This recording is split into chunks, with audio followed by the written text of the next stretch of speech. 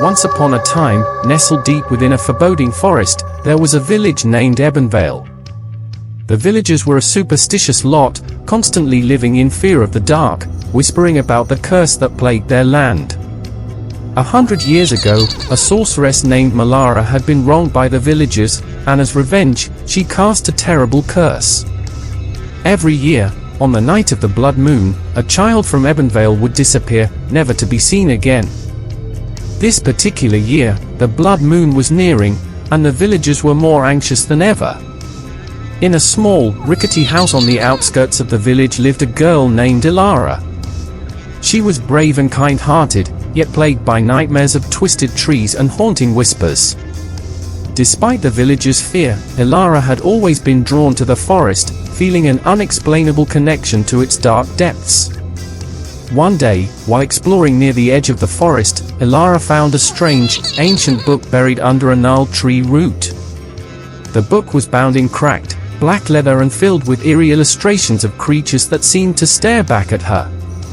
As she flipped through the pages, she discovered a faded map of the forest, leading to a place called the Heart of Shadows. That night, Elara couldn't sleep. The pull of the map was too strong. Clutching the book tightly, she sneaked out of her house and ventured into the forest. The trees seemed to whisper her name, their branches reaching out like skeletal hands. As she followed the map deeper into the forest, the air grew colder, and the shadows danced menacingly. After what felt like hours, Malara arrived at a clearing. In the center stood a twisted, ancient tree, its roots pulsating with an otherworldly glow. Hanging from its branches were dozens of old, tattered dolls, their button eyes glinting in the dim light. As she approached the tree, she felt a chilling presence behind her. She turned to see a figure cloaked in shadows, its eyes burning like embers. "Welcome, Elara," the figure hissed. "I have been waiting for you." Elara's heart pounded in her chest, but she stood her ground. "Who are you?" she demanded, her voice trembling. The figure stepped forward, revealing itself to be Malara, the sorceress who had cursed the village. "I am the one who seeks justice for the wrongs done to me," she said. "And you, Elara, are the key to breaking the curse." Elara's mind raced. "Ow! What do I have to do?" Malara's eyes gleamed with a sinister light. "You must retrieve my heart, which was hidden by the villagers in the depths of the abyssal cave. Only then can the curse be lifted." Elara hesitated but knew she had no choice. With the map guiding her, she ventured further into the forest, the path growing darker and more treacherous.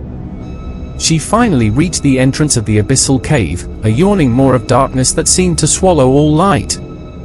Steeling herself, Elara entered the cave. The air was thick with the stench of decay, and strange, skittering sounds echoed through the tunnels. She pressed on, her resolve unwavering. At the cave's heart, she found a small, ornate box, pulsing with a dark energy.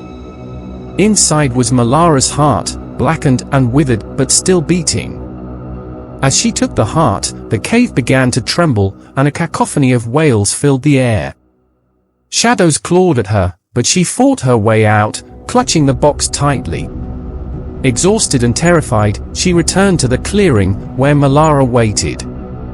With a wicked smile, Malara took the box and opened it. The heart floated out, glowing with a malevolent light. As it merged back with her, Malara's form twisted and changed, becoming more monstrous and terrifying. "You fool," she cackled. "Did you really think I would lift the curse? Now, with my heart restored, I am more powerful than ever."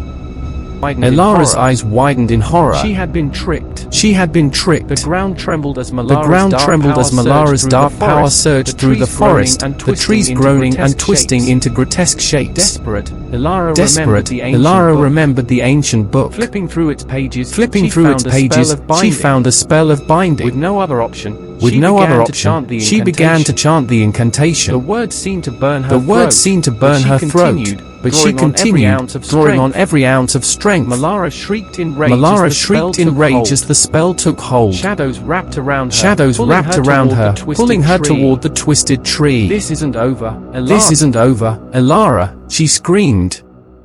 I will return. With one final, ear-splitting scream, Malara was sealed within the tree, her dark power contained. The forest fell silent, the air heavy with a lingering sense of dread. Exhausted, Elara collapsed. When she awoke, she was back at the edge of the forest, the ancient book lying open beside her. The blood moon had passed, and the village was safe for another year. But Elara knew the curse was not truly broken.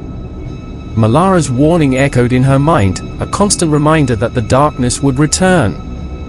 From that day on, Elara became the guardian of the forest, keeping watch for any signs of Malara's impending return. She vowed to protect her village, knowing that true courage was not the absence of fear, but the strength to face it head-on. And so, the legend of Elara, the brave girl who faced the darkness, was passed down through generations. Ebbw Vale never forgot the night of the blood moon, nor the girl who stood against the shadows. The forest remained a place of mystery and danger, but also a testament to the enduring power of hope and bravery. As the years went by, the villagers would often find Elara at the edge of the forest, her gaze fixed on the twisted tree that held Malara's dark essence. They would tell their children the tale of the girl who dared to challenge a sorceress, ensuring that her legacy of courage lived on, even in the face of the darkest fears.